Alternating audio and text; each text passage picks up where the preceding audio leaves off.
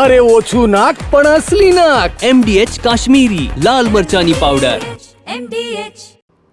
સમાચાર બનાસકાંઠામાંથી કે જ્યાં થરાદનું નાગલા ગામ પાણીમાં ગરકાવ થઈ ગયું છે. વરસાદ રોકાયા બાદ પણ ગામમાંથી પાણી નથી ઓસર્યા. નાગલા, ડોડ, ખાનપુર ગામ પ્રભાવિત થયા છે. નાગલા ગામના મોટાભાગના વિસ્તારોમાં પાણી ભરાઈ ગયા છે. પાણી ભરાતા ગ્રામજનો ભારે હાલાકી વેઠવી રહ્યા છે. બનાસકાંઠાના થરાદ તાલુકાના નાગલા, ડોડ અને ખાનપુર ગામોમાં છેલ્લા દાયકાથી દર ચોમાસે પાણી ભરાવાની સમસ્યા છે. ગ્રામજનોનો દાવો છે કે 2018માં રાજ્ય સરકાર પાસે પુનર્વસન માટે મંજૂરી માંગવામાં આવી હતી, જેને 2023માં વહીવટી મંજૂરી મળી પણ કામગીરી નથી થઈ.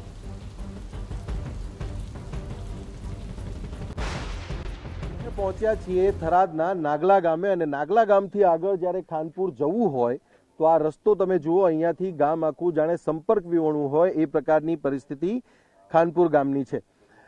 આ જે ગામ છે, ગામની ખાસિયત એવી છે કે અહીંયા પાણી એક વર્ષ સુધી જમીનમાં ઉતરતું નથી અને પાણીનો ભરાવો રહે છે. જ્યારે બીજો વરસાદ આવે ત્યારે પણ એ પાણી જે છે એની અંદર એનો ઉમેરો થાય પણ પાણી જમીનમાં રીસતું નથી અને એના કારણે જે પરિસ્થિતિ છે ગ્રામજનોની ખૂબ કફોડી થાય છે. સ્થાનિકો સાથે વાત કરવાનો પ્રયાસ કરીશું. અહીંયા વર્ષોથી આ પ્રકારની પરિસ્થિતિ છે. પાણીનું જે અંડર વોટર લેવલ છે એ પણ બહુ ઊંચું છે અને એટલા માટે જ પાણી નીચે જતું પણ નથી. કેટલી તકલીફ, કેટલી મુશ્કેલી થાય છે અહીંયાના સ્થાનિકોને અને એક વર્ષ સુધી પાણી રહે? વર્ષ 2015થી આ ગામમાં પાણીની તકલીફ છે. જે તકલીફ તો વિચારીએ તો અકલ્પનીય તકલીફ છે, ખૂબ તકલીફ છે.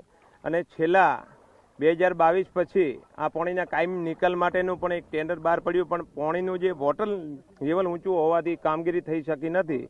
રાજ્યની સરકારે 2022-23માં પુનર્વસન માટેનું પણ અમને મંજૂરી સૈદ્ધાંતિક આપી છે, પણ જે તે સમયે કંઈક સ્થાનિક લેવલે કંઈક માપમાં ભૂલ કે એવું હોવાથી હજી પુનર્વસન અદ્ધતલ છે. અને હમણાં પુનર્વચન માપવા માટે પણ ટીમ આવી હતી તાલુકા પંચાયતમાંથી, પણ પાણીને લીધે માપી શકી નથી. એનો મતલબ એવો કહેવાય કે જે ગામના લોકો છે ખાનપુર ગામના, એમને બીજી જગ્યાએ વ્યવસ્થા કરીને આપવામાં આવશે. નાગલા ગામને 22 એકર જમીન પુનર્વસન માટે સરકારે આપી છે, પણ માપમાં થોડું કન્ફ્યુઝ ગ્રામ પંચાયતને ગ્રામજનો હોવાથી એના માટેનો સર્વે ચાલુ છે. આ ગામ માટે પુનર્વચનની સૈદ્ધાંતિક મંજૂરી મળી છે, પણ અમુક કારણોને લીધે પુનર્વચન હજી નથી મળ્યું. અત્યારના લોકો આવી વરસાદની આફતમાં, જે આપણે કહેવાય ને પાકા મકાનમાં રહીએ તો પણ આપણે હેરાન થઈ જાય. આજે આ 3 દિવસનું જે વરસાદે તાડવ કર્યું એમાં એટલું દુઃખ આ લોકોએ વેઠ્યું છે. તો સરકારને પણ અમે રજૂઆત કરીએ છીએ, સાથે સરકારમાં અમે બેઠા છીએ, ભારતીય જનતા પાર્ટી સાથે જોડાયેલા પણ છીએ, પણ ખરેખર પુનર્વચન આ ગામને મળે, આપસી મતભેદ ભૂલી ગામ એક બની, સરકાર એક બની પુનર્વચન આપે એવી સરકારને રજૂઆત. અચ્છા, ગામમાં અત્યારે કયા પ્રકારની પરિસ્થિતિ છે? ઘરોમાં પાણી છે કે કઈ જગ્યાએ અત્યારે તકલીફ કઈ પ્રકારની પડી રહી છે? તકલીફ તો સાહેબ ઘણી છે કે પાણી નિકાલ કોઈ થતો નથી અને સંપૂર્ણ પાણી ભરેલું પડ્યું, ખેતરોમાં પાણી ભરેલું. અમે બધા ખેતરોથી અહીં આવી લાગ્યા ગામમાં, ખેતરમાં બધે પાણી.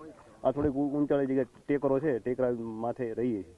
અચ્છા, તો ખાવા પીવાની વ્યવસ્થા ગામ તરફથી મળી રહે છે કે પછી સરકાર તંત્ર આવી રહ્યું છે અહીંયા? સરકાર તંત્ર હજી કોઈ આવ્યું નથી અને આવે તો શું સારું લાગે. અચ્છા, આ જે રસ્તો છે ખાનપુર તરફ જવાનો રસ્તો છે, આ રસ્તો બંધ છે. કેટલું પાણી હશે આગળ હજુ? આ રસ્તા ઉપર હાલ 4-5 ફૂટ પાણી છે વચ્ચે જાઓ તો, અને રસ્તો હાલ સદંતર બંધ જ છે. આમ ગણો તો 1 કિલોમીટર સુધી પાણી જ પડ્યું છે. અચ્છા, ખાનપુરના લોકો એવું કહી શકાય કે સંપર્ક વિહોણું જ છે ગામ? કોઈ વાતચીત થતી હોય કે નેટવર્ક? એટલે અમારા ગામથી સંપર્કમાં નથી. આ નાગલા ગામ છે, નાગલા ગામથી સંપર્કમાં નથી ખાનપુરનું, પણ થરાદના સંપર્કમાં ખરું ખાનપુર. અમારે જવા માટે અહીંથી કેનાલ ઉપરથી જઈ શકાય છે. એટલે ગામ સુધી જવાય છે ખરું?